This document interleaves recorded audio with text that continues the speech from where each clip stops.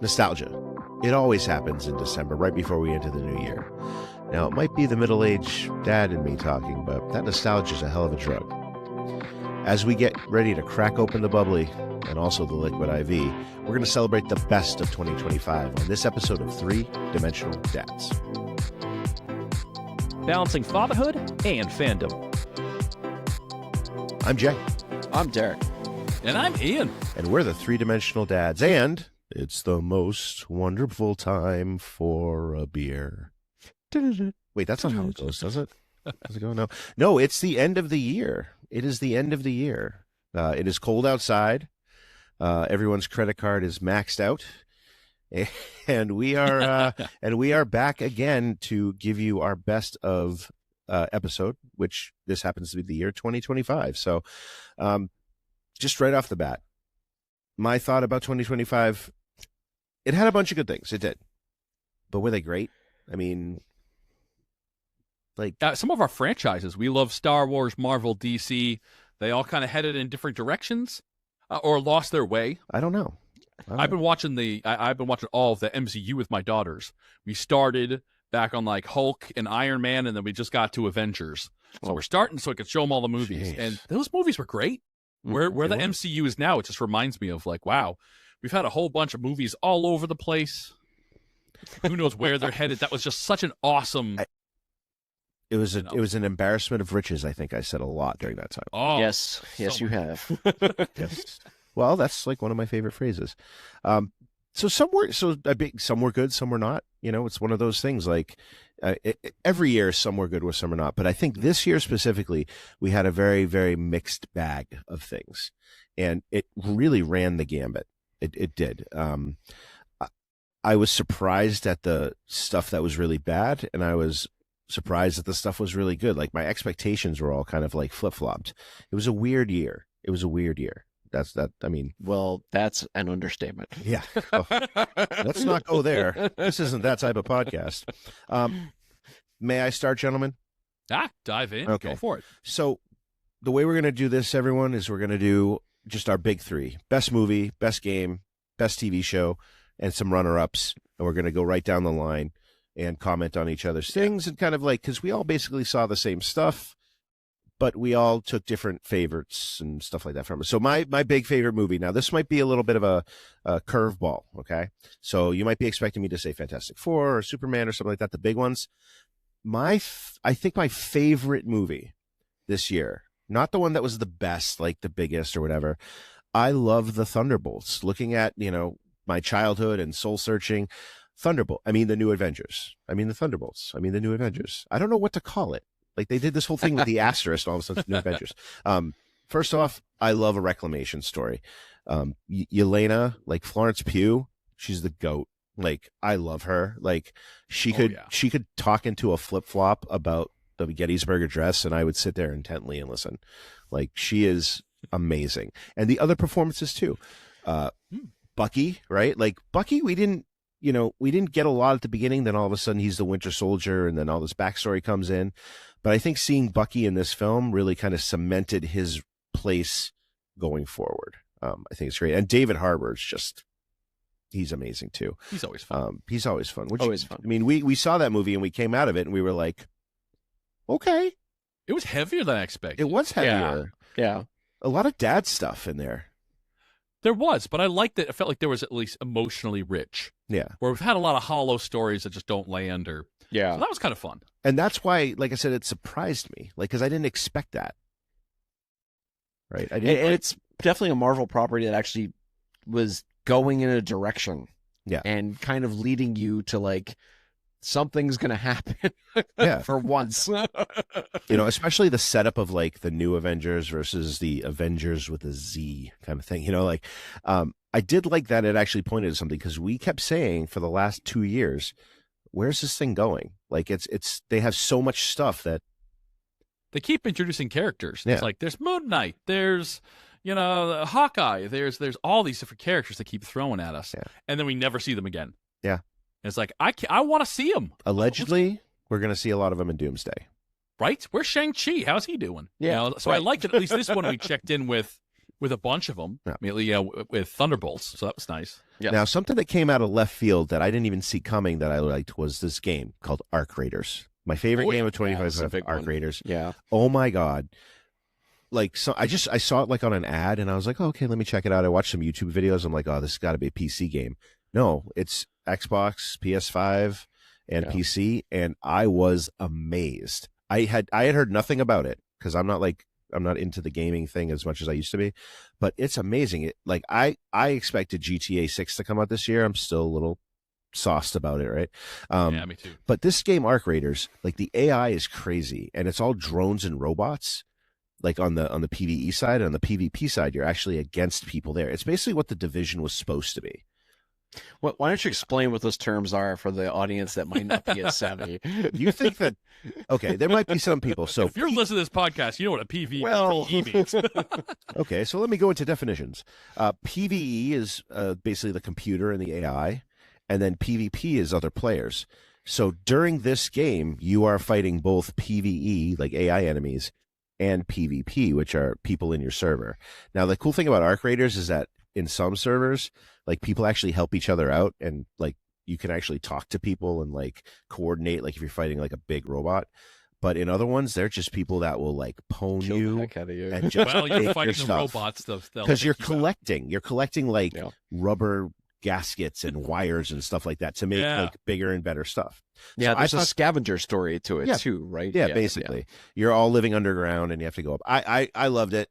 That was me. I thought it was cool. The graphics are amazing. And it's what the Division should have been. I love the Division. That game. I love Division, yeah. Yeah, I think it was fabulous. And finally, I really had a hard time with TV show because I think this year was better TV than it was movies. But I have to say The Pit. I love it. Won a bunch of Emmys.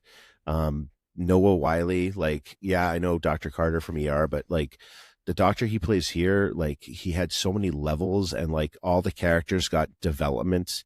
It's about a hospital in Pittsburgh and it's like one day, one shift, 15 hours. Spoilers. Okay. Obviously there's going to be a climax to it. There's a mass shooting at a festival. And unfortunately, we have to deal with that in real life too. But like seeing how this emergency room turns into this level 1 trauma center where they're bringing all these gunshot victims in, and it's medically the most realistic show you've ever seen. And that's not me talking. That's like the medical community saying, oh my God, this is, for the most part, this is my day in, day out.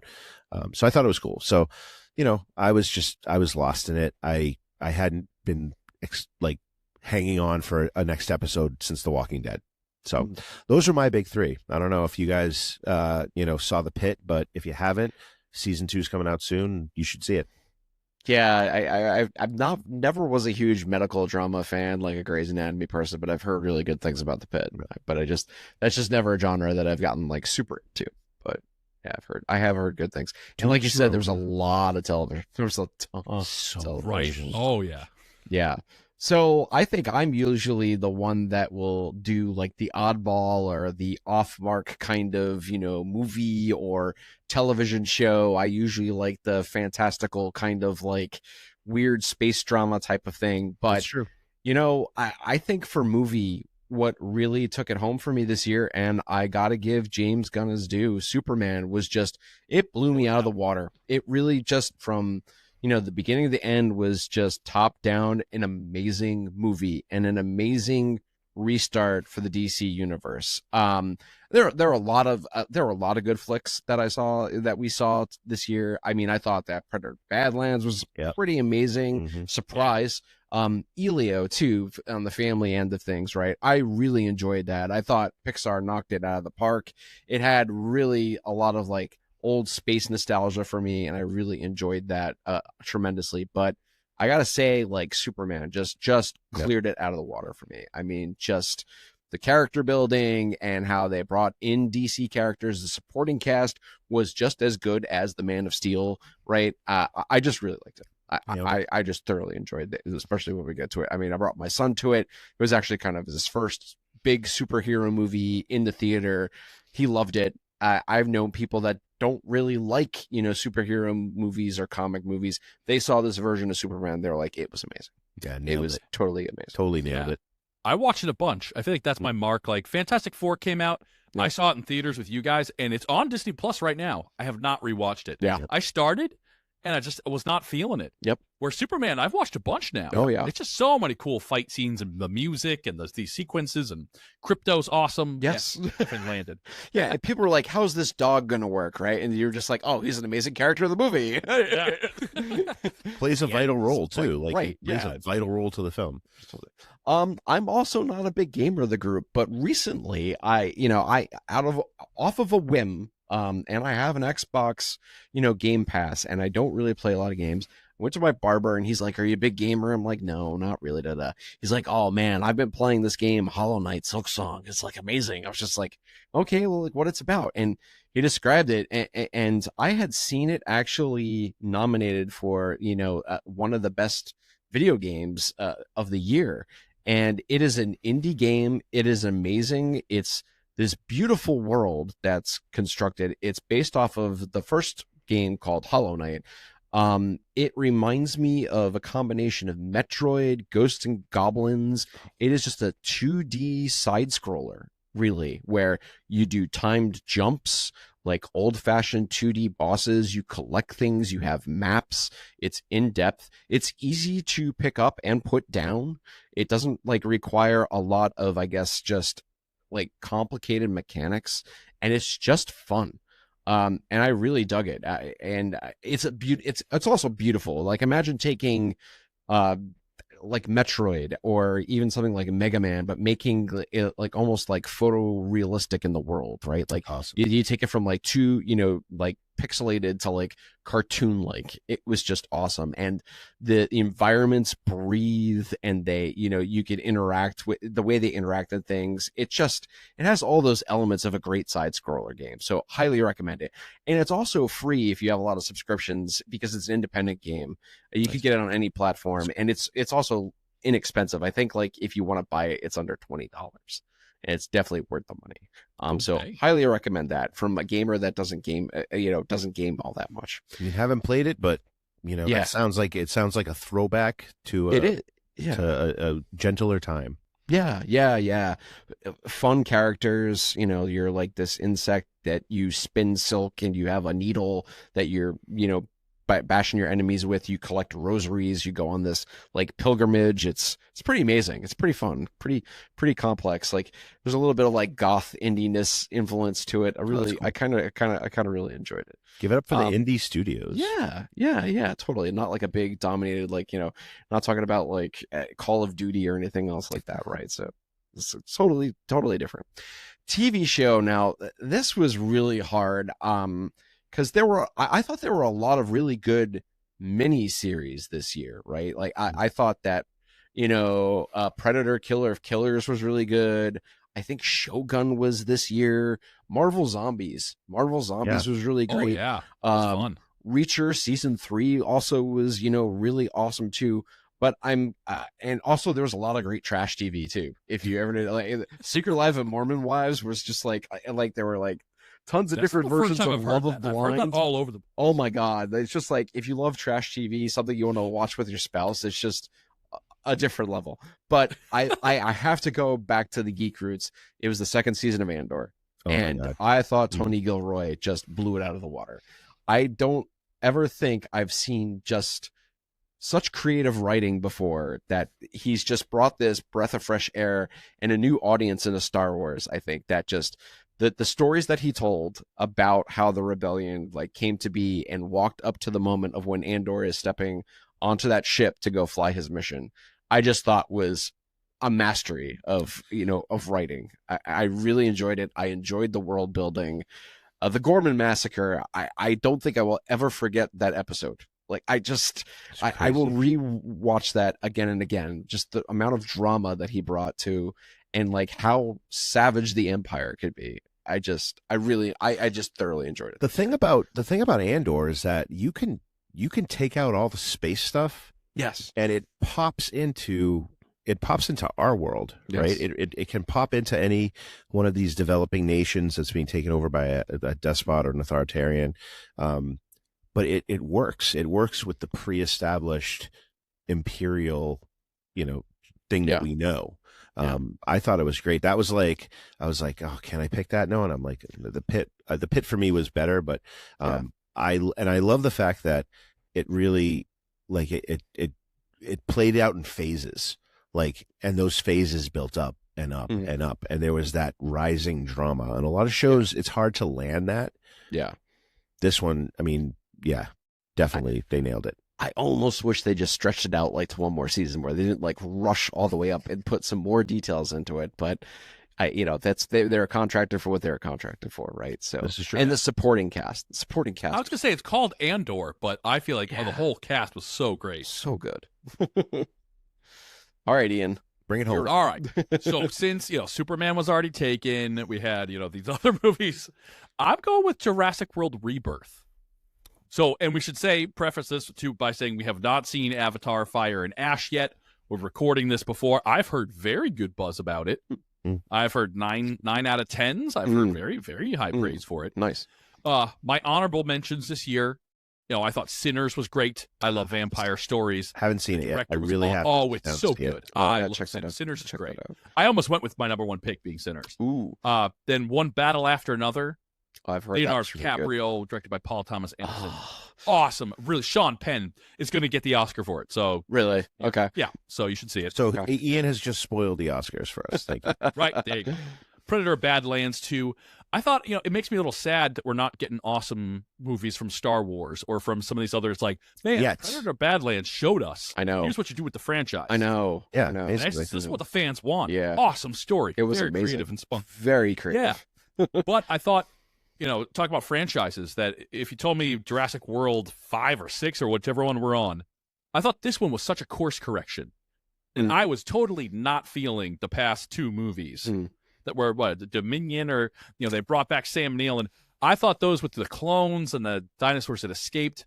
I love this movie, Jurassic World Rebirth, where they're on an island again.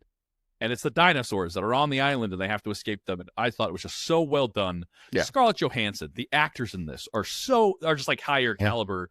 Mahershala Ali and Ben Bailey, and just awesome. I thought it was a great time. Yeah, it was really exciting. I know you're not going to touch the 1994. No. I also I got a Resonance Chamber Velociraptor above me. I'm pretty deep cuts on. The thing about Jurassic Park, right, is that first movie, like Apex, right? Oh, Apex. You can't. And then it slow steps down, and I don't think they ever really reach to that heights again, because you can't. But right. From what I understand, perfect time, the perfect marriage of everything. John Williams, yeah. I mean, just ILM doing this, the special effects and practical dinosaurs too. I think made such a big deal. Of course, yeah, and the nostalgia. Come on, Jurassic and Park the chest hair of Jeff Goldblum really kind of brought it home. Oh, yeah. All right, so for my top game, I picked Kingdom Come: Deliverance 2. And I've had some surprise ones where, I didn't think that, Arc Raiders, I didn't think was going to be awesome. Was awesome. And then I'm blanking on the Starship Troopers game that Jay just mentioned. Helldivers. You wanted to play. Helldivers. Helldivers 2, I didn't play Helldivers 1. Helldivers 2 was a blast. But I thought my game of the year is Kingdom Come: Deliverance 2. So it's one of those worlds that I just want to spend time in. It's just beautiful forest. Yeah. It's like 15th century Bohemia.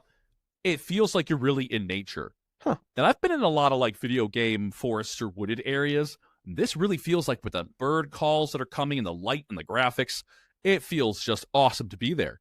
So when I'm on a cold winter day and going out, and coming inside and getting to be outside in the summertime, awesome. And then the sword fighting.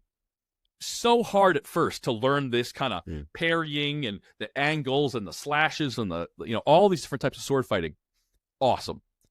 And you use that on these castle fights. And so it's like what I imagined when I was a kid having a tree fort or something. It's like as these people invade your castle and you have to run around to defend the turrets and defend the gate and pour oil on people trying to get in and drop rocks. They're trying to come in your gate, throw the ladders that are coming up on the walls. Awesome. Where do you find such a game? What platform? Oh, it's on everything. And it's up nice. there for game. I think it won Game of the Year at the Game Awards. So it was just, I didn't play Kingdom Come: Deliverance 1. Kingdom Come: Deliverance 2 knocked my socks off. Huh. just suddenly like above and beyond. And I liked DK Bonanza. I thought Indiana Jones Great Circle was fun and definitely felt like an indie thing. So, yeah, I play a lot of games, but that was my number one for the year. And then lastly, this is a show that I have not finished yet, which I typically don't do this. I usually don't pick a favorite show before I've seen the finale, but I'm loving Pluribus. Because it is from Vince Gilligan, who did Breaking Bad and Better Call Saul. Mm-hmm. But he also did X-Files.